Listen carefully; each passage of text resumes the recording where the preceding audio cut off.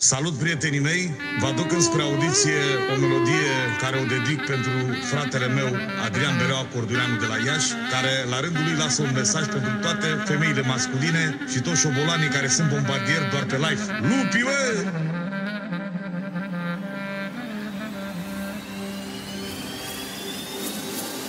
Femeile cu mustață nu au loc să stea în față.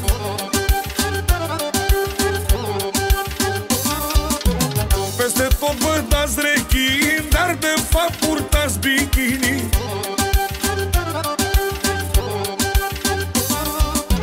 Stați pe Facebook și dați focuri, dar mai bine stați pe tocuri.